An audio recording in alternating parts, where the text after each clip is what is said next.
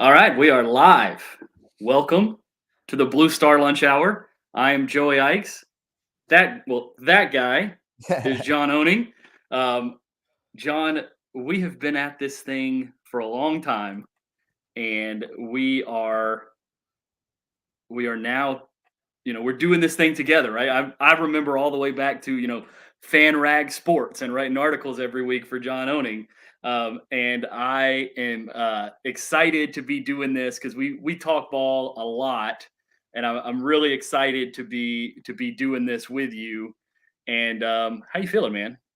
Man, I'm so excited. Draft week is the best week of the year, in my opinion. It's so fun to look into these draft prospects and project their futures, evaluate their futures. And then the fun part is this: once we know where they're going, you get even more information. You can start implementing them into the schemes and seeing how they fit in with different players. So it's a really fun time. And it's funny you mentioned those fan rag times. We had quite the all-star cast back then. When we had Ted DeWin, Kyle Krabs, Joe Marino, John Ledyard, Oh Connor yeah, Rogers. I mean, just a who's who of guys who are dominating the space right now were writing for us back then. So it just funny times. I yeah, miss man. I miss it sometimes, honestly, going back to those days. And you know, just I really feel like we had such an all-star crew back Yeah, it then. was simpler times, almost simpler Yeah, times. Just, exactly, just exactly. But I love what I'm doing now. PFF is great to me. Not writing as much anymore. So it's great having this outlet to be able to get my longer form thoughts out on the Cowboys and then football as a whole. So I'm really excited about this opportunity. yeah, absolutely. And it's been so cool. I kind of feel old in this space, right? Like, I started writing about the Cowboys in like 2012, 2013. And, KD Drummond talks about how we were talking about how we might be old because we're to the point now where one more season and one more full season of starts, and Dak will have more starts for the Cowboys than Tony Romo did.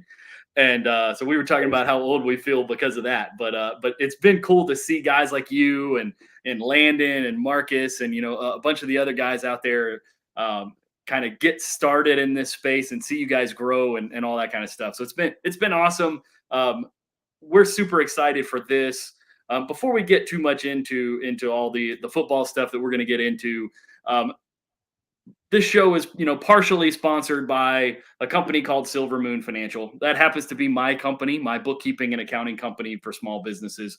There's a link in the description below this video. If you're a small business owner and you struggle with QuickBooks, or maybe you have no idea what you're doing with QuickBooks, click that link. It'll take you to a website where you can request a copy of a free guide with 10 essential steps to help you master your QuickBooks and master your business accounting. So go click that link if you're a small business owner. And if you need more help than just a guide, maybe you got yourself in some mess over the last year or two. We're happy to help you out there. You can request a call with me for that also, by the way. So John, like you said, it is draft week. Um, but since we've only got one show kind of before the draft, once we get past the draft, like you said, then it turns into this is really the team that they have going forward and what it all looks like. Um, to recap the offseason, what is your kind of high level recap of what the offseason has looked like so far in terms of the activity or maybe lack thereof from this Cowboys franchise? And I was going to say, it's not going to take long. Yeah, Not, absolutely. not much to recap. It's a lot of sitting on our hands. I mean, they just signed Royce Freeman, the running back, to help improve their depth. And I actually kind of like the signing from a depth perspective. I think he's a solid running back. He's a really north-south runner. Really runs inside zone well. You see the vision there really well, especially when he was with the Los Angeles Rams running with McVay. Good in pass protection. Not really someone who does much receiving out of the backfield, but a bigger back who can kind of move the pile. You can get those dirty yards that were so in vogue when Zeke was here. And I think he's not a progress stopper, and he's not the type of running back I think that if you get, if you draft, say, a Jonathan Brooks or a Trey Benson in this draft, he's not someone who's going to prevent them from getting their lion's share of the touches that they need. He's not going to be a progress stopper in that point. And then really not much else. I know that we re-signed the long snapper, Trent Sieg. So, we're going to long snap the heck out of that ball this year. Yeah, We're we gonna are. be Yeah, we're we gonna be are. a great long snapping team. And I think really the big things that happened this offseason are just things that guys that left the Cowboys. You know, I was really against allowing Tyron Smith to walk, especially given the contract figures that he was given and how the Cowboys are kind of just going to this draft not really with a great idea. I'm not a big fan of moving Tyler Smith out to left tackle. I'm not one of those guys that thinks Wallet's go or Seam Richards is ready to go. So they've kind of put themselves in a corner to where the offensive line is going to be worse than it was last year from a personnel standpoint, unless they get really lucky with the way the draft falls this week. Yeah, I think you summed it up really well. And one of the things that's interesting is that the Cowboys have big needs on the offensive line in a draft that so happens to be extremely deep with quality offensive linemen on the interior and at tackle, which is super rare. Maybe there's some of that's on purpose if we want to have like a lot of faith in their ability to look forward and plan and things like that, where they looked at it and said, hey, we can replace Tyron Smith and Tyler Biotish, and maybe we'll downgrade a little bit for now, but maybe we upgrade long term and upgrade even medium term, or reach the same level, and we can do it for way lower cost. And maybe that makes some sense if we're going to give them, like I said, the benefit of the doubt. It's hard to do that though sometimes, because we hear them talk a lot about, one of Jerry's or Steven's, favorite sayings is, with where we are with our cap and those sorts of situations. And so anybody who's followed me for any period of time, or who knows anything about the way that I think about the NFL, that is one of the things that just grabs me worse than just about any other idea that somebody could generate. So we're going to take a look. Michael Gelkin, who is one of the best beat writers in the country for any beat. The Cowboys fan base is lucky to have him. He came from Vegas, from the Raiders, and just kind of walked in and took Todd Archer and everybody else's lunch money and said, all right, this is how you do this, right? He wrote an article yesterday, I believe, for Dallas Morning News, where he kind of went into detailing, this is what they mean when they say they have problems with the cap. And so we're going to take a look. We're going to go visit our friends at overthecap.com. Jason does a great job with Over the Cap. And he was actually even quoted in the story that Michael wrote. And they talked about how the Cowboys have done all of this restructuring with all of these contracts, and how that is the reason why they are near the bottom of the league in cap space this year. And they are attempting to not take that same path forward. And because of the fact that they have 3 very large contracts coming due very soon with Dak Prescott, CeeDee Lamb, and Micah Parsons, and that those guys are going to be at or near the highest paid players in the league at their position. And because of that, it's going to put the Cowboys in a problem, because they don't expect the cap to rise. Apparently, there was a private call between the league and the front offices not to expect the salary cap to rise nearly as much in coming years as it did this year. And this year it rose about $30 million. That's the largest increase in the current CBA era, other than the year that it went down and then popped back. But it's a huge increase. So if we roll forward to 2025, because that's really what they're talking about, we don't want to push money out into future years, because in 2025, we're not going to have any cap space. And so notice I didn't do any sorting. I didn't do any changes here. So we're looking at 2025. And if you look at 2024, the salary cap, the base salary cap is $255.4 million. There's rollovers and things like that changes each team's individual cap space, but $255. Over the cap is only assuming a $5 million increase. And they are typically relatively conservative in their initial estimates for the next year, because they don't want to create the idea that teams are going to have some massive amount of cap space and then it crater and they look really bad for their estimates. They'd rather, oh my goodness, look how much it went up. It's always better to under promise and over deliver, right? Looky there. And this includes, and to be sure, this includes the number of contracts included on the books. And so the difference between the cap space and the effective cap space is how much more it will cost to get this number to 51. And there are some players on this list for the 39 for the Cowboys who have contracts that void next year, so they won't actually be on the team. But unless they're extended, Zach Martin, DeMarcus Lawrence, Dak Prescott, all of those contracts are included in this 39 number here. But in order to get to a full roster, it's only going to cost the Cowboys another about $10 million. So they still have $90 million in effective cap space. That gives them the fourth most effective cap space in the league going into 2025. And even if you assume, and I did this exercise on Twitter, if you assume that because the Cowboys are extremely reactive rather than proactive in these situations, that CeeDee Lamb plays a year on the franchise tag, and Micah Parsons plays a year on his fifth-year option, and Dak Prescott gets a brand new contract with a massive signing bonus, and they don't do it early and all this other kind of stuff. Those guys together already, CeeDee Lamb and Dak Prescott already account for, we'll click through it and we'll show you. The number is like $50 million in 2025 cap space. So here's $40 million for Dak Prescott already on the books because of the void years and all that kind of stuff. We'll go cap 101 at some point this offseason and really dive into how this stuff works. But this $26 million will stay if he gets extended. This $40 million probably won't go up at all. If it goes up, it'll go up by $4 or $5 million. So a Dak Prescott extension does not cost you more cap space in 2025 than what he's already on the books for. So they have that $90 million in effective cap space in 2025. And that includes Dak Prescott already on the books for about what he will cost the next year. So if you add $20 million for Micah Parsons, $25 million-ish for CeeDee Lamb on the franchise tag and the fifth-year option each, that's $40 million in cap space. It still leaves them with $50 million. And if we scroll down here, the league average in cap space is right around this $50 to $52 million in effective cap space.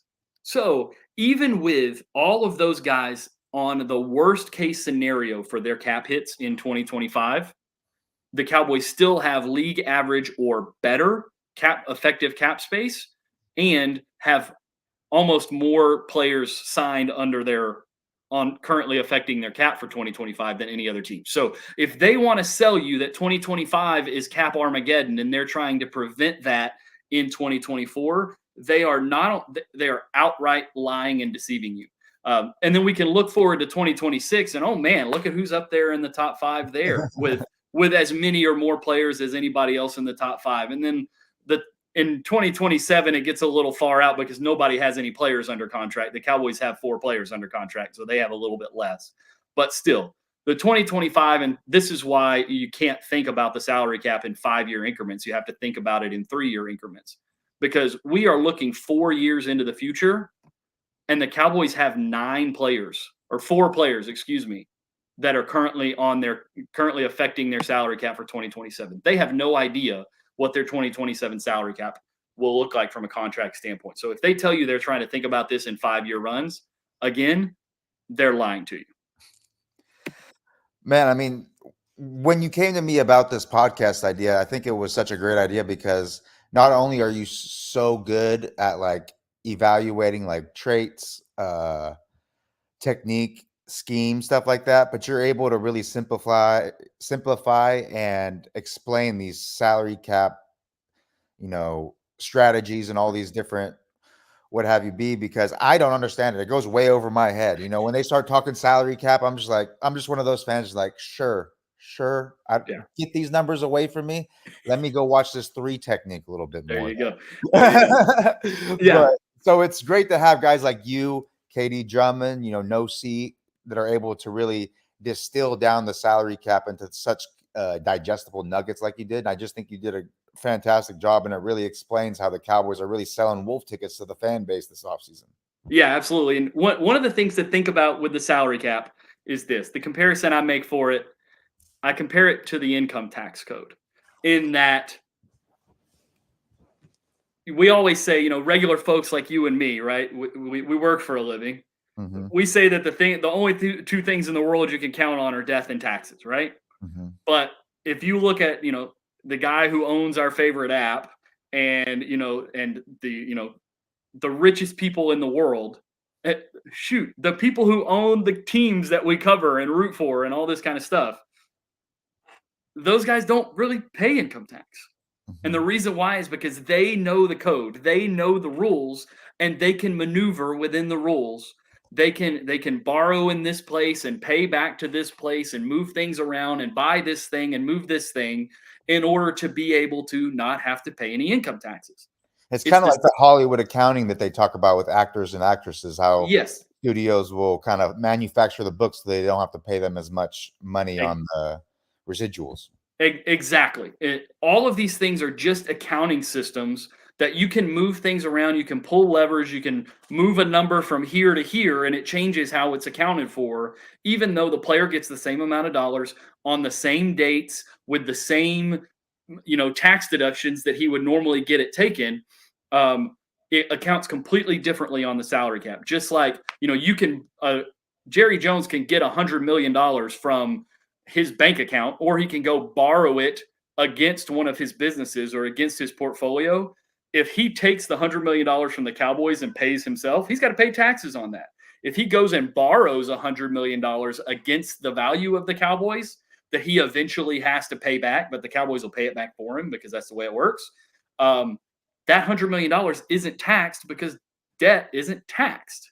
And so, and then he gets to write off the interest too in the process. So they they just know the rules and they know the levers to pull. And if you want to pull them, you can pull them, and it makes it so that you can do anything you want to do. And there's enough evidence of these 31 other teams doing these exact things that it makes it crystal clear that 31 other teams have star players. They all have dead money. They've all done restructures. They all dealt with the down years because of the pandemic. They've dealt with all of those kinds of things. And yet the Cowboys are the only team approaching things this way. And it just goes to show you that they think they are one of one rather than one of 32, and that they're going to do it their own way. And I'm sure they have their reasons. I've pontificated on what my thoughts were on that reason. But it's frustrating as a fan to see these other teams doing everything that it takes and having the Cowboys feel like they're not necessarily doing everything that it takes to be as successful. Yeah, and I think another thing that just adds to your argument is the fact that every time we see a GM make an on the record quote about the salary cap, they basically are just quoting everything that you say, and the only time we hear about it otherwise is when, we get these other stories based on what the Cowboys are doing and their explanation of why they can and can't do certain things. But when you look at the perspective of what other GMs and what other teams and what other owners say about the salary cap, it doesn't really go hand in hand. Yeah, absolutely. Anytime you hear any GM or front office person besides Stephen Jones talk about the salary cap, they all say, we can sign anybody we want to sign. We can make it work. We can make things work within the salary cap. Stephen's the only person that consistently comes out and says, with where we are with our cap, at the end of the day, there's only so much pie. We could run these out over and over. But, John, that's the off season. That's the money part. Now's the fun part, right? We're we're, Yes. we're at the draft. We're 2 days away from the NFL draft, and you and I wanted to have the chance to go through some draft stuff. Unfortunately, we don't have 4 months from the end of the season to now to go through this stuff. So we were talking about, what's the best way for us to cover kind of our takes on the draft at a big picture level, cover some scenarios, all that kind of stuff. And we decided that what we thought was the best thing to do was to go right back home, right into your backyard for you. And we're going to use the Pro Football Focus, thanks to those guys for lending John to us for an hour or so, a couple of times a week, to allow us to do this show. And we're going to use the mock draft machine. And we're going to set it for 7 rounds. Maybe we won't do all 7 rounds, but we're going to draft for the Cowboys. And John, I want to get your thoughts here on just overall big picture kind of draft strategy for what we're thinking going into the draft. We're just a little over 48 hours now from the draft. I think ideally you like to go into the draft and just be able to take best player available at each pick. But as we've seen, case by case over the year, it's not about best available player. I think it's something you termed it's best grade available, Yeah. which takes into account, need, position value, all these different aspects. And especially the way the Cowboys have attacked the offseason, I think they've really kind of hamstrung themselves going into this draft where they have to hit needs, They have to get some offensive line talent in there. They have to they have to get a running back. They have to do these certain things, I think. And that kind of, limits the kind of the scope of who they can be looking at. They kind of have to zero in on a couple positions, which isn't ideal. But luckily, this year's draft class, where the talent is aligned, kind of aligns with the Cowboys' needs a little bit. So I think it could. The Cowboys are going to be walking a fine high wire act here because they kind of hamstrung themselves, like I said, by not filling the needs that they usually fill in free agency, and those needs needing to be filled through the draft. But then there's a lot of talent. So, if things break the right way, they could, the Cowboys could come out of here smelling like roses, but it's going to be tough. And, I'm always nervous about having to rely, on those other 23 teams before you to get what you want. So it's going to be an interesting exercise, and I'm excited to see what happens. Yeah, they are walking a high wire act for sure with this. So we're going to go ahead and jump into the simulator. John, before we get started, do you have general thoughts on should the Cowboys be looking to trade up? Should they be looking to trade back? This gives us a good perspective here on this screen of the picks that we have to work with. We have 3 picks in the top 100, but then we don't have another pick for almost 100 picks until the 5th round. The Cowboys traded their 4th round pick in exchange for Trey Lance, who is costing them about $6 million this year on the salary cap, $5 or $6 million. So if I don't think there's really any way that makes any sense, although a lot of the stuff they've done this offseason hasn't made much sense, that they would take a quarterback early in this draft. But are you trying to find a way to add another pick in that, range between 87 and 174? Or are you kind of comfortable with the picks that you've got and feel like you can do what you need to do with those? I definitely don't think the Cowboys have the luxury of being able to trade up in the first round. I just think the needs that they have, the picks that they have available, they just don't have that luxury to be able to sacrifice a pick to go grab, a real blue chip prospect that they want.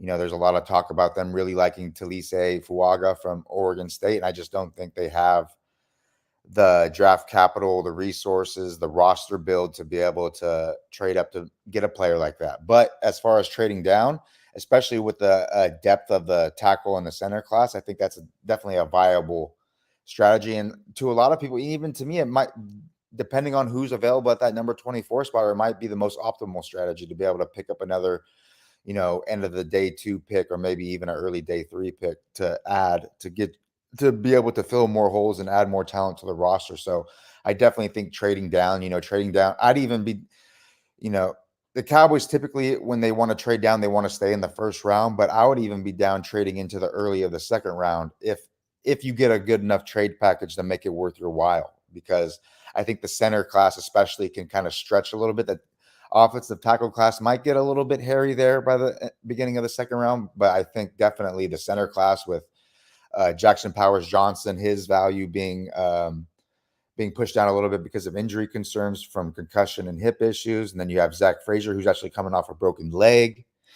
And then I think Graham Barton's the guy who's likely to go first. He's also coming off an injury, but he seems to be everybody's favorite right now, especially coming off of his pro day workout where he tested way more athletically than even his biggest supporters even thought. So, yeah, I think especially Jackson Powers Johnson or Zach Frazier has a really good chance of being available to you in the beginning of the second round. So I definitely think a trade back into the late 20s or early 30s is something that would be very viable and definitely could even be optimal depending on, like I said, who's there. Yeah, absolutely. And I think the point you kind of made there as you were making your points is I can't remember a class, and I've been doing this, pretty closely for, almost 12 years now. I cannot remember a class that had 3 centers in the top 50 or so players. Oh, And whether it was pre-draft evaluation or how they actually get drafted or anything like that, with that many guys who play the pivot and can play. And then there's even more guys beyond that. Brandon Thorne does offensive line scouting better than anybody else. You so you do the defensive line. Brandon Thorne does the offensive line. When you guys talk about those guys, I listen, right?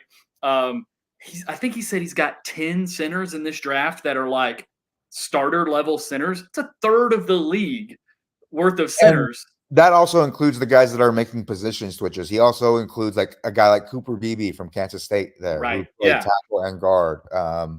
He includes guys like Dominic Pooney from Kansas, the tackle, who has 5 position flexibility. So he's not saying that there's 10, straight centers, but there's 10 offensive linemen who could start at center in this class, which is just insane, like you Yeah. said. It's a nuts number, especially when you think, we've already talked about Zach Frazier and Jackson Powers Johnson who played center, and then you get to Cedric Van Pran, you get to Tanner Bordolini, you get to all those guys behind. There are legitimate, 4 or 5 guys who played center in college who are coming into this draft who would most likely be ready to walk in, at least on the Cowboys. They would be better than Brock Hoffman at center, who's not a real life You NFL mean player. Brock Hoffman, Cowboys starter, everybody's favorite now? Yeah, everybody's favorite. We'll listen to his podcast and enjoy it and appreciate the nuggets from it. And then we'll hope that we get those nuggets from the sideline because he might be a great dude, but he's not a starting quality NFL center at this point in time. So let's go ahead and get this thing started. And we'll get to the 24th pick. Like you said, we don't think the Cowboys really have very much in terms of opportunity to trade up. So we'll get all the way to the 24th pick, and the best player on the board. And see, this is what you were talking about a few minutes ago, right?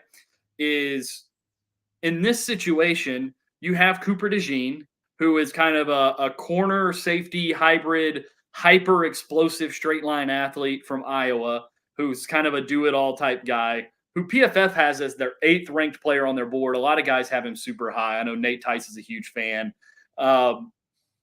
He's available on the board here, and the Cowboys have a kind of quiet need at corner, especially when you think about slot in the near and mid to long term future in the slot, and even outside corner, depending on what happens with Deron Bland and how they like to apparently not spend any money anymore. I want to pick your brain on that just for a second while we're there. Since it goes into this pick. For Deron Bland, do you consider him for the future more of an outside or a slot guy? Because personally, I think he epitomized the perfect slot corner as his ability to, add in the run game. He's physical. He's probably one of the best tacklers the Cowboys have in their secondary. He's quick. He does well with those speedy slot receivers. He has the ability to guard big slot type of players. I really think his skill set, I think he could do both. Although obviously we saw we could do it outside cornerback this past year with all the interceptions and the great play. But I think his skill set translates best to that slot cornerback position. Yeah, I think it really depends. And this is kind of tough because we were just talking about the Tyler Smith conversation, right? Mm-hmm. Where it's like his skill set lends best. He's an unbelievable guard, and we've seen it on the field in the NFL. Same thing with Deron Bland. We've also seen Deron Bland and Tyler Smith function and play relatively well. And, Deron Bland, broke some records and stuff like that on the outside. So we've seen both those guys function inside and out, and they both feel like they're better on the inside. But for me, it kind of becomes a team building exercise of, if I can go get Cooper DeJean and he can kind of be, this hybrid safety corner kind of, he can be on the field in base as a safety and then drop down and play some slot and be good enough in coverage as a slot and, participate in the run fit and all those things that you're talking about that a slot needs to do. If you can get that, I think Deron Bland's good enough on the outside to play outside. But if you have the opportunity to go get, or another guy, an outside corner steps up and really, I think the ideal scenario is one of the young outside corners that's on your team now really flourishes in Mike Zimmer's system and is able to step up and be kind of a full-time outside corner. And when you play with three corners most of the time, like almost every defense does, you can have all three of those guys on the field, and Deron Bland can be in his best spot. But if you have to move him outside, he's capable.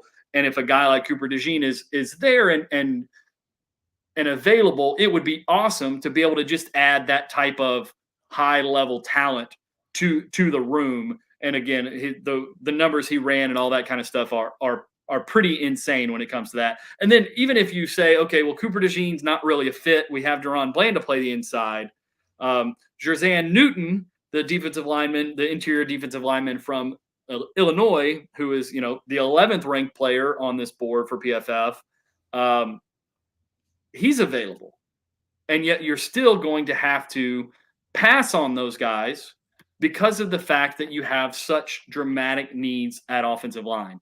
And so if we come here and if we accept, and I think, John, you kind of mentioned it, we kind of have to accept the fact that we're probably going to have to pass on these guys in order to see what we've got on the offensive line. Am I correct, or do I have you wrong there? Or either of these guys good enough that you want to move, you want to go ahead and say we'll have to take these guys? I don't think so. The one guy me personally would choose here, who's not an offensive lineman, he went to that number 22nd pick to the Eagles and destroyed my dreams. Made me, if this was real life, I'd be crying. I'd be tearing up, be like, and they stole another one of my favorite pet cats. So Latu Latu going to the Philadelphia Eagles would just be one of the singularly most depressing things that could happen. Yeah. I would just be distraught. Part of me was hoping that he would be available so we could argue about whether the Cowboys could actually take him at 24 overall, because I knew you would hop up on the table and start throwing things at me if I said they couldn't. But yeah, so if we go to the offensive line now that we're here, like you mentioned, we talked about these guys before. Jackson Powers-Johnson and Zach Frazier are both available. If we look at the tackles, we saw Amarius Mims is available for the tackle from Georgia. So he is the top tackle available. Jordan Morgan, who I think most guys, it kind of depends on what system you're running. A lot of guys think of him as a guy who's going to move to guard. Do you have a take on Jordan Morgan as a guard or tackle?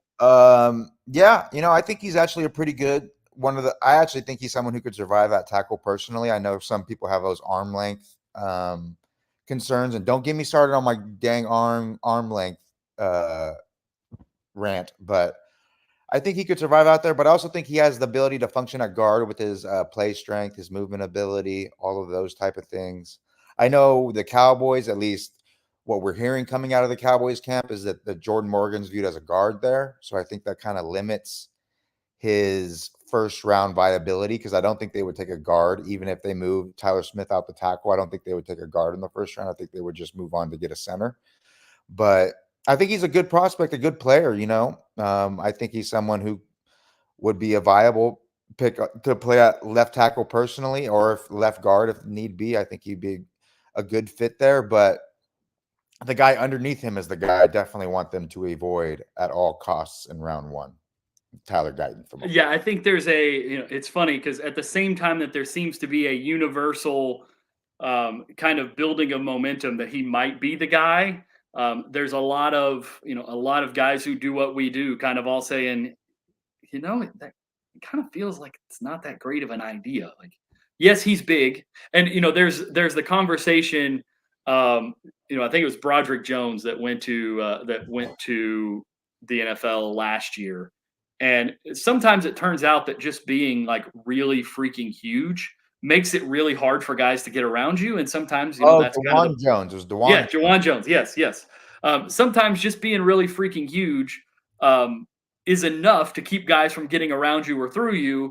But sometimes that's not necessarily the case. And I think there's a sentiment building among our group of friends online that talk about the Cowboys that Tyler Guyton may be that case, where just because he's really large doesn't necessarily mean that he's going to be a great offensive tackle in the NFL. So those are kind of the three top tackles. And then we get into, I'm not going to try to pronounce Kieran's last name from Yale. I will, if the Cowboys pick him, I will learn how to pronounce it.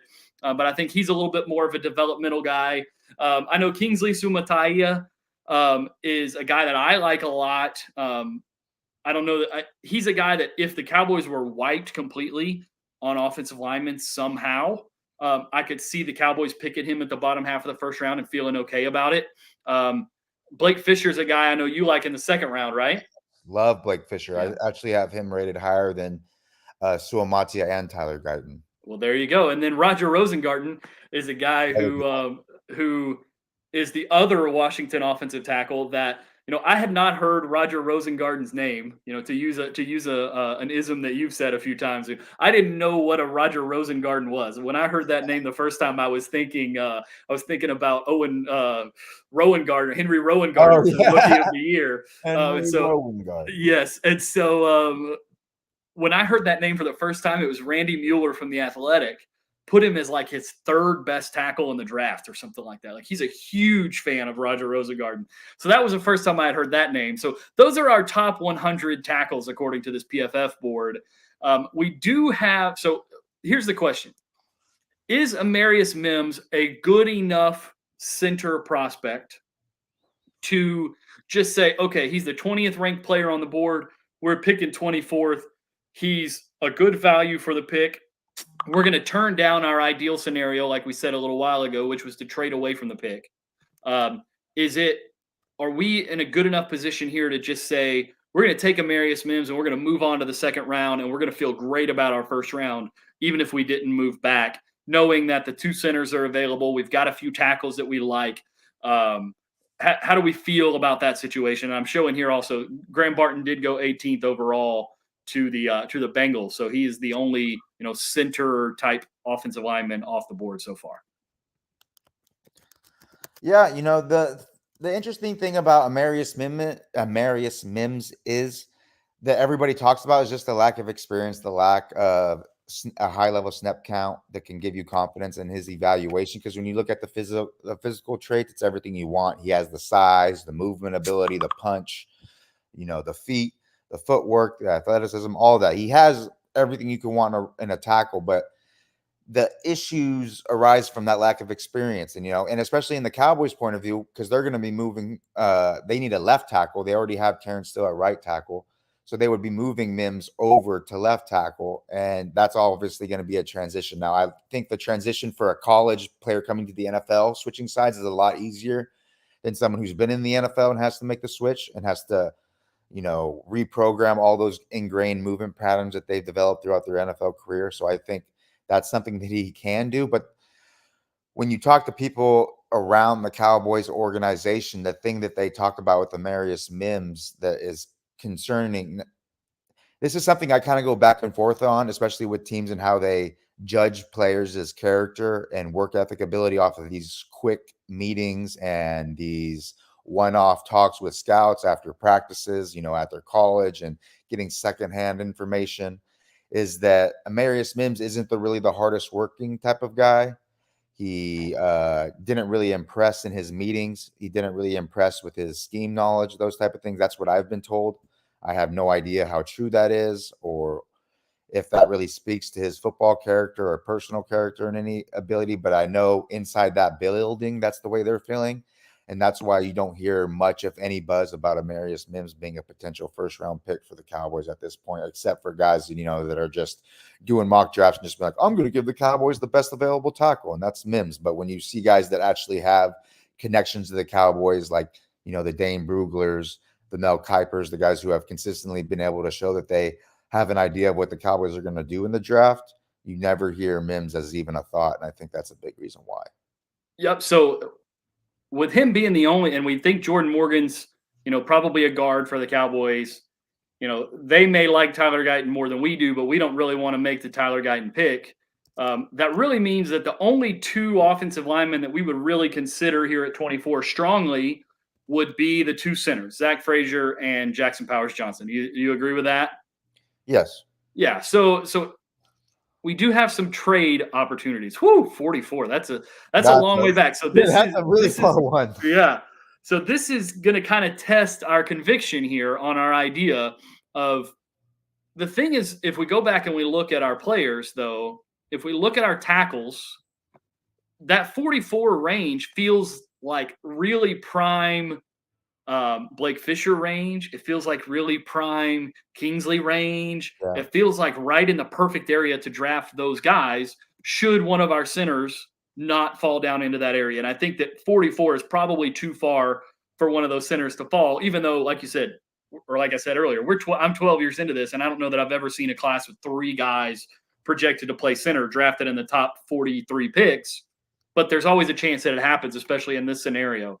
So do we feel like 44 is an option here? I And think if we trade back to 44, we have to know that whoever we're going to get to play center is someone who hasn't played center in the previous couple of years in college. Because, like you said, Zach Frazier, Jackson Powers Johnson's the real legitimate centers who played center.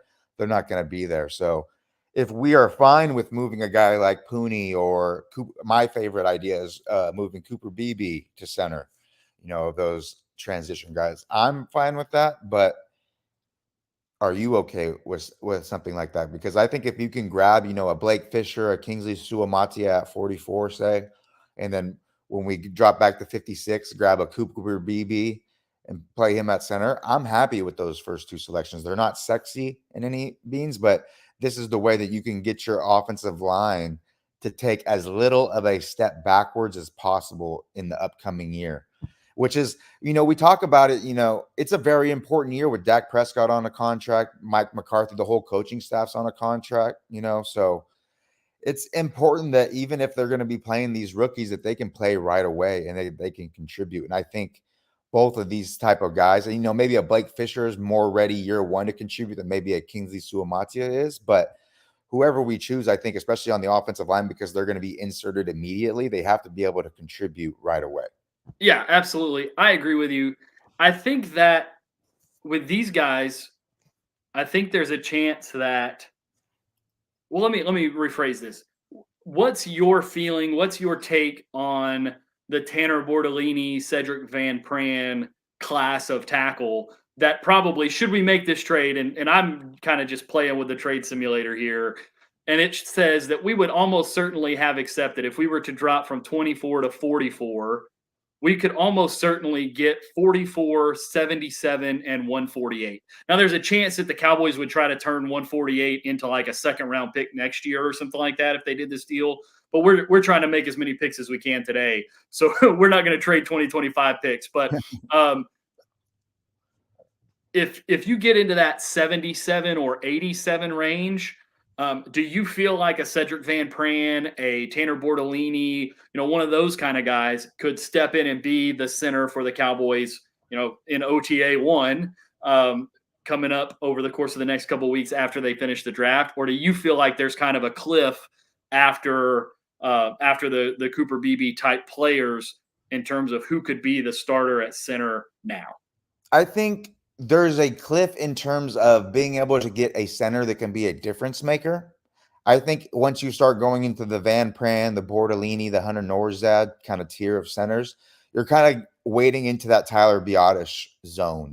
These guys that are capable, but they're not going to be someone who's going to be a big difference maker. They're not going to be the reason why your offensive line is creating all these big running lanes or being sound in pass protection, all these things. But he's not also going to be the biggest problem with their offensive line either. So I think it all depends on how you want to build that offensive line. Do you want to get the highest ceiling possible, or do you want to be able to create the highest floor possible? And I think if you're going for an avenue where you're trying to create a high floor for the offensive line, then grabbing these guys who played actual center and have shown the ability to make calls from there, to do the movement patterns from there, to be able to snap the ball, to be able to, do shotgun, do under the center, all these type of little nuances that the guys that played center are going to be ahead on. I think the Bordellinis, the Norzads, those type of guys would be definitely a good pick. But like I said, I don't think they're going to be difference makers. I don't think they're going to be elevating the Cowboys offensive line anytime during their rookie contracts. Yeah, I think that makes a lot of sense. And the reason we have this conversation is because, this is the kind of decision that they're going to have to make in terms of which direction they want to go on the offensive line. Because if they pick at 24, they're probably going to get to pick, really, obviously, they're going to get to take their pick of the Amarius Mims, the Jackson Powers Johnson, the Zach Fraser. Those are probably the three guys that we would say would be in contention there. If they go to 44, they're likely going to lose two, maybe all three of those guys. And if they do lose all three of those guys, what does the path forward look like? And that's kind of what we're talking about is, do we take the tackle at 44, the Blake Fisher, the Kingsley Suamatia, or do we go ahead and take the center and then come back to the tackle at 56? I think for the purpose of this exercise, I love the trade back, even all the way back to 44, because you can go from having 3 picks in the top 87 to having, 5 or 6 picks in the top 150. And to me, that is really enticing, and really that pick 148, adding the 77 in there is awesome. And then adding 148 also is pretty awesome in terms of being able to fill that one extra need, really 2 extra needs with this path to be able to do. What do you think? You want to take this trade, or you want to load it up? Will, let's go. Get it going. All right. So we convinced Stephen Jones not to hang up the phone when the Raiders called without telling anybody that they offered the trade. All right. So now if we look at our best available players, we have Peyton Wilson, the linebacker from North Carolina State, and all of his and again, having this pick and then having 56 coming up in a few picks does potentially open up the possibility of maybe linebacker it becomes a combination of maybe he is the best player on your board, and you do still need linebackers. You do still need bodies at linebacker, and you do probably still need to upgrade. Yeah, you need an upgrade at that spot specifically. Maybe that's a really great fit with having kind of the bonus picks of adding 44 here, still having 56, and then adding 77 in there. Maybe it still opens up the opportunity for you. I think of the quote-unquote best available players, Peyton Wilson is probably the only guy we're really considering. I don't think any of these other guys really fit any needs that the Cowboys might have to be able to fill what they need on their roster. And like we said before, they don't really have the opportunity to not fill those needs. So both of our centers are gone, like we assumed that they would be. Cooper Beebe is still there in terms of interior offensive line options. Haynes is also like, if the Cowboys were really zeroed in on moving Tyler Smith to left tackle, and let's say they already picked up a center in the first round, a guy like Christian Haynes in round 2, that's a fantastic value in my opinion. He's one of my favorite interior offensive linemen in the draft. I just haven't been able to talk about him as much because he doesn't really play a position where the Cowboys are really have a big need. Obviously, they're not really hunting guards, but he is a phenomenal player. And if you, for some reason, wanted to double up on the interior offensive line and go center guard, he's definitely someone who would warrant consideration. But given what we did trading back, I don't think he really, unfortunately, warrants consideration here. Yeah, I agree with you in that, like, we don't talk about the true guards very much in this class because we kind of think, oh, they need a tackle or they need a center because they have a couple of guys that can play guard. But like you said, if they take a center early and they're like, hey, Tyler Smith's long-term position is tackle, we'll go ahead and move him and we'll plug a new guard in. It's kind of hard to think about plugging 2 new interior offensive linemen in at the same time right next to one another. But it is definitely a possibility that they could consider if they were to take, or, if they were to take the center, or just decide, hey, maybe we're going to take a linebacker and we're okay with the TJ Bass, Brock Hoffman competition at center. But we want to plug another interior offensive lineman in somewhere. They could take him because he's the best one left here at this point, and then have that conversation. But 100%. Yeah, so from a center standpoint, both of our guys went. We do have the Cooper Beebe option there available, but this is where it gets fun and interesting in this scenario here.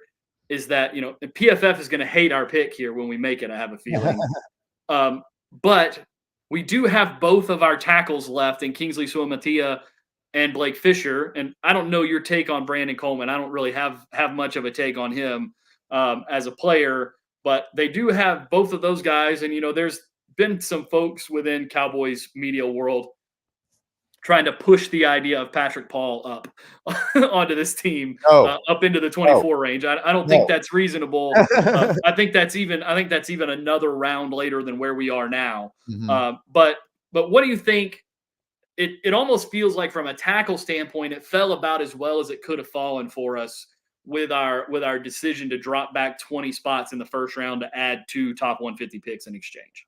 Yeah, I like both Kingsley Suamatia and Blake Fisher here. The trade down has made both picks, I think, much more palatable, not only for us, but also for like the wider fan base. I think would be much happier grabbing a Suamatia or Fisher at 44 than say at number 24, where you would get the big, oh, that's a big reach, blah, blah, blah. Has him ranked, Lance Zierlein has Suamatia as his 98th player or whatever.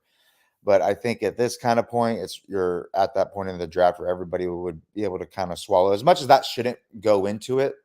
From our point of view, it's interesting. It does, But because either way, they'll tell us he was the best player on their board, no, no matter 100%. what.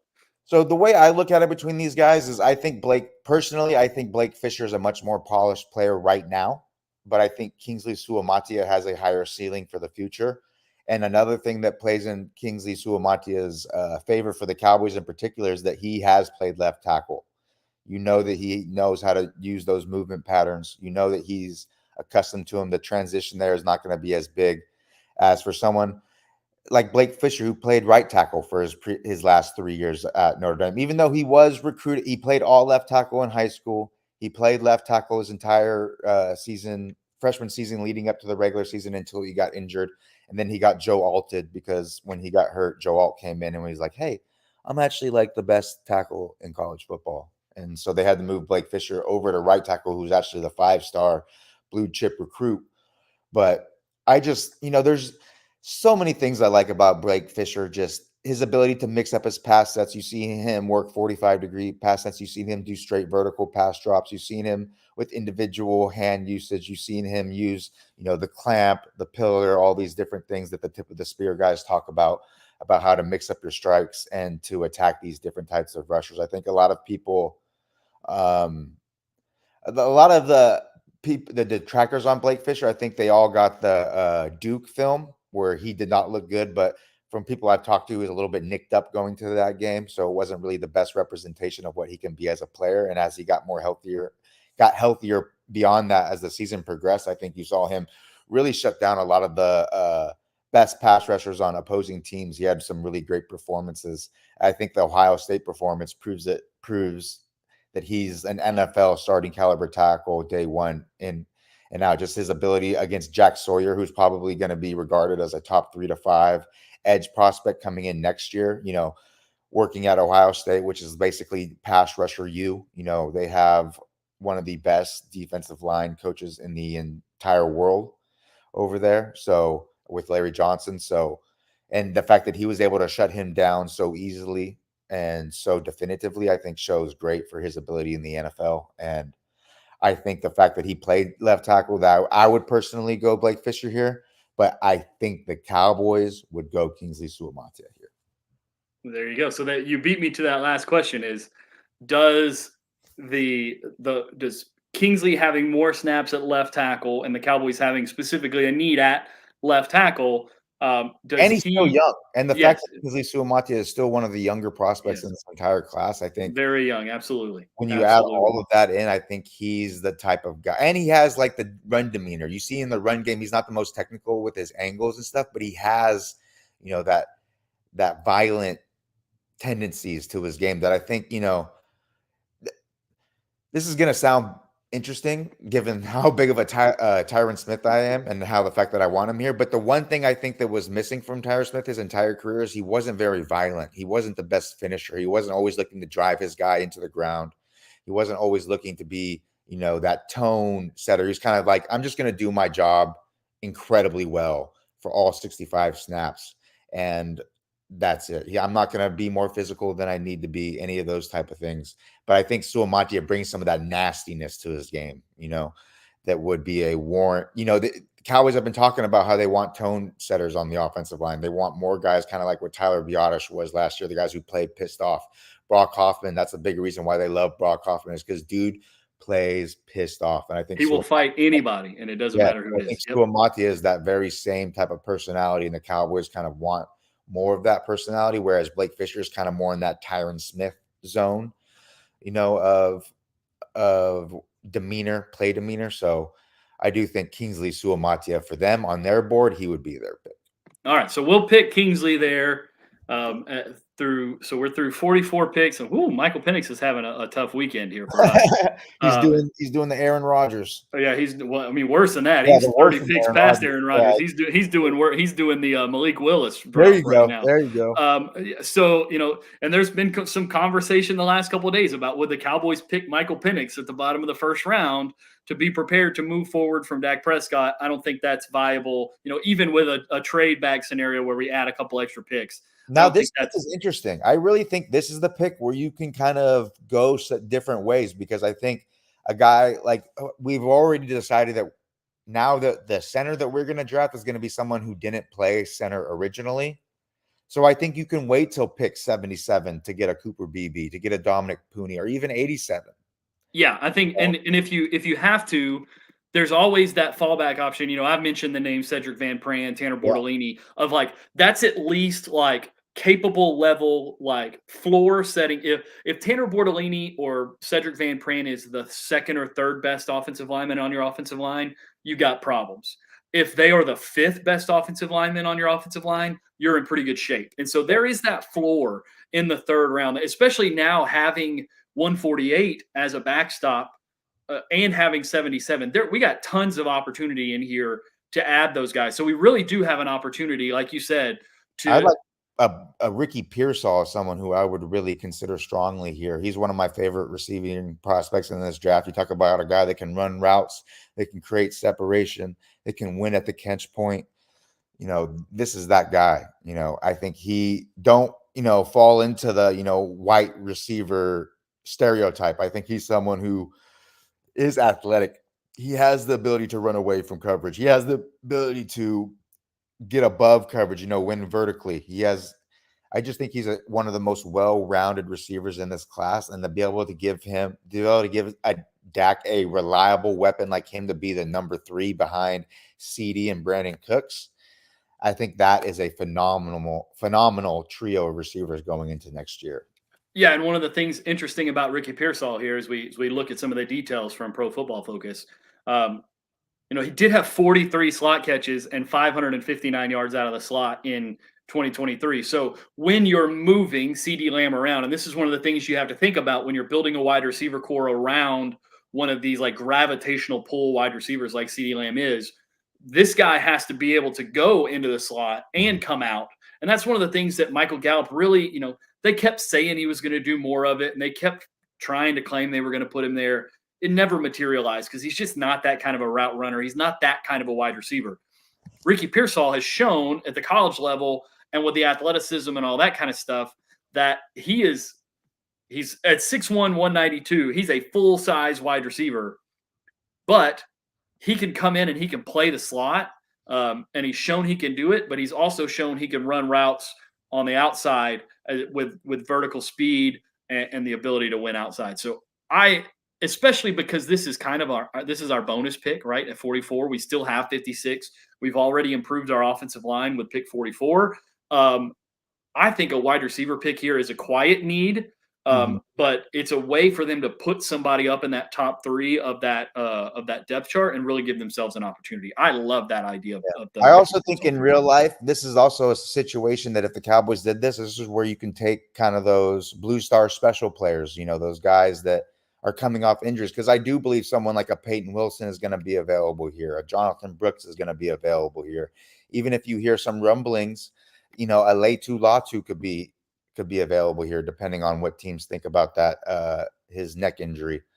So that's something else to consider here. It's obviously not for us because they didn't last year, but I think in reality, where injury risk is a much bigger driver on draft day than it is on most of these simulators, I think that's something that warrants consideration, but obviously not in our purview for today. But yeah, absolutely. And so just real quick, because we got to get through some of these picks here. We did see Edgerrin Cooper was still available. Do we think Ricky Pearsall is high enough above Edgerrin Cooper on their board, on your board, on most people's boards, to take him here, disregarding the need that is at linebacker? Now, we have acknowledged there's a need at wide receiver too. I think you think they take Edgerrin Cooper. I kind of agree with you. that they would probably take Edgerrin Cooper here, especially because I don't see, and hold on, before we do this, if we're going to do what we think the Cowboys would do, we've got to make the check here to make sure. Okay, Jonathan Brooks is not available because he would be the pick here at 56. I think we all kind of agree if he was there. So I think I agree with you that Edgerrin Cooper, the off-ball linebacker from A&M, really productive pressure player in blitz packages. We know how Mike Zimmer likes to use those guys. We know they have the need at linebacker. Couple of years starter, really took a big jump this last year at A&M. I think he's probably going to, if we're doing this, what the Cowboys would do, which is why we took Kingsley in the first with our 44th pick. Mm-hmm. I think Edgerrin Cooper is probably the pick here. Do you agree? 100%. Yeah, absolutely.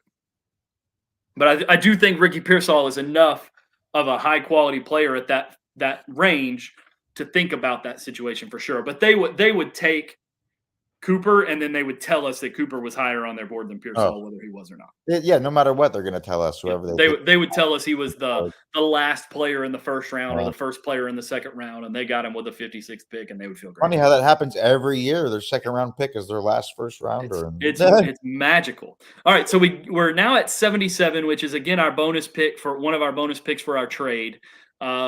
Trey Benson, the running back from Florida State, is available. A couple of wide receivers, Bucky Irving, Johnny Wilson. Like Bucky Irving. They do really like Bucky Irving. And I think, honestly, you talked about the Royce Freeman signing earlier. I think that Royce Freeman signing opens up the possibility of a pick like a Bucky Irving, who probably isn't a guy who walks in here and immediately is a guy who takes on all that dirty work stuff. Mm-hmm. But I think between Royce Freeman and Rico Dowdle and the guys that they had, and Hunter Lepke and the guys that they have on the roster, they've got some of those dirty work guys. Yeah. I think this makes a perfect opportunity for them to really inject some juice into their offense with Bucky Irving.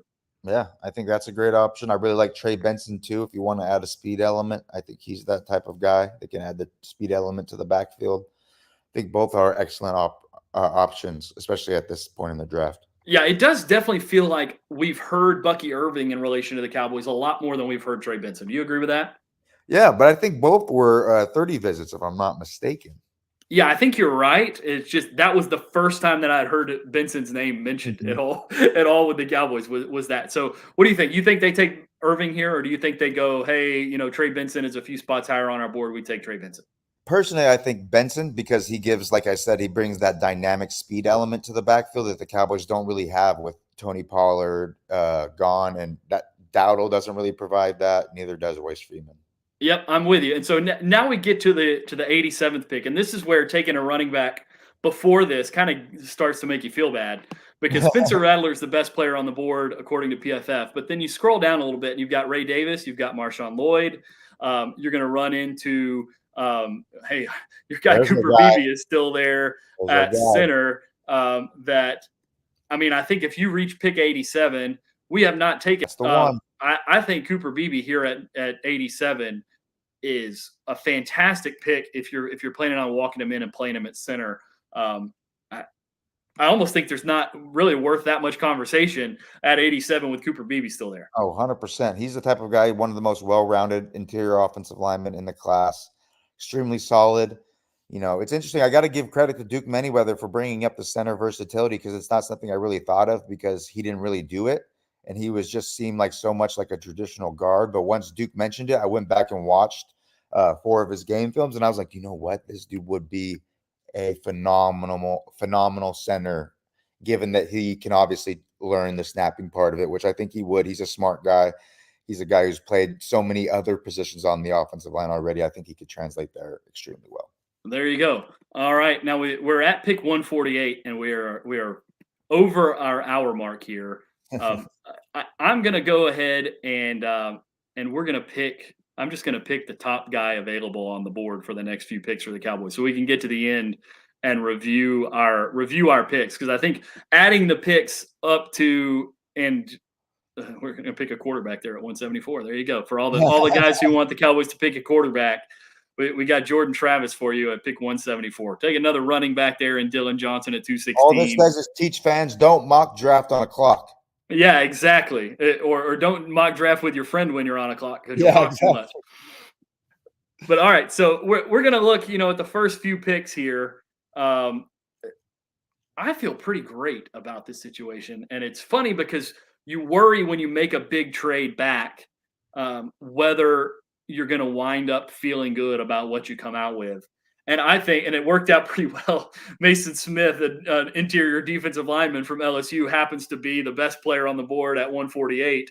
So if you include that and say we pretend we picked him, PFF doesn't love it because they think we reached on Kingsley and on Cooper Beebe just a little bit. Don't worry, I'll talk to Trevor about this. There you go. Talk to Sycamore. Get this thing fixed, man. It hates our guys too much. If you look at this top 150 picks for the Cowboys, what are your 10,000 foot 2-minute take on it? I'm excited. I think they hit, given the hand that they were dealt going into the draft. I think this is maybe not the best case scenario, but one of the best case scenarios that you can have. Being able to shore up the offensive line with a youngster Kingsley Suamatia, who has a high ceiling of development on that left side. Get a guy like Edgerrin Cooper, who can help solidify the linebacker corps. He can help learn behind Eric Kendricks. He can be play in tandem with DeMarvion Overshone and Damone Clark this year. He's someone who definitely, given the new special teams rules, I think he's someone who would be a fantastic special team contributor with his speed, with his violence, with his ability to slide through blocks and all of that. Trey Benson, I think, like I said, adds the speed element to the backfield, gives him a big play ability. And then you bring Cooper Beebe, who's extremely solid. I think he's going to elevate the interior offensive line and give them a center unlike they've had since Travis Frederick. Yeah, I think what this really illustrates more than anything is the value of the idea of the trade back. Because even if we were to come here and take Mason Smith off, and even if we only added one additional pick because we only went to 30 instead of going to 44, you're able to get your tackle. Whether you get him at your first pick or your second pick, you're able to probably get one of your tackles. If your center is still there early, you can get your center, come back and get your tackle, and then you can pretty easily get linebacker and running back, or linebacker, halfback, running back, defensive interior, somewhere in those next couple of picks. If you add one more pick, and this is what we talked about before we started, if you can add one more pick in that range, in that third to early fourth round range, it really opens up a ton of possibilities of what possibilities you have in terms of how you sequence this thing. And I think that's really where it becomes important to consider this stuff. Definitely hope we see Trader Jerry make a return. Yeah. Like I said, we got to get somebody to take the phone away from Steven so that the rest of the room knows that there are trades on the board. All right. I don't know about you, John. This has been a blast. I'm so excited to do this going forward. We are going to be back on Thursday, the day of the first round of the draft. Our kind of normal cadence for what we're thinking is we're going to be here on Tuesdays and Thursdays to have lunch with you guys. So we'll be back on Thursday. We're thinking maybe we'll do a Friday reaction to the first round pick, unless they, pull this situation and don't make a pick on the first round. We'll do a reaction to the first round show on Friday. Going. Yeah, absolutely. Well, as we get viewership going and things like that, we'll do some live Q&A, some live some question and answer with you guys, let you guys have input on this. I'm jacked up to be doing this show. This is something that I've considered doing for a long time, and having John to have as my partner going forward with it is just about the ideal situation for me. So thank you guys so much for being with us. This is the Blue Star Lunch Hour. John, you have anything before we go? I mean, where else can you get two white guys talking Cowboys football with hats on? I mean, come on, this is the best podcast there is out there. But yeah. Super excited to be with you, Joey. I don't think there's anyone else in the Cowboys landscape who I'd rather do a podcast with. I think our strengths really match up well together, and I think we both cover up each other's weaknesses really well. So I think this is going to be one of the better, informative Cowboys podcasts there are out there. And I think the longer we do this, the better it's going to be. It's just going to keep getting better and better and better. And the more you invest in us, the more we will invest in this podcast. So please support and give it a listen. Absolutely. Thank you guys so much for tuning in. This is the Blue Star Lunch Hour. We'll see you guys Thursday.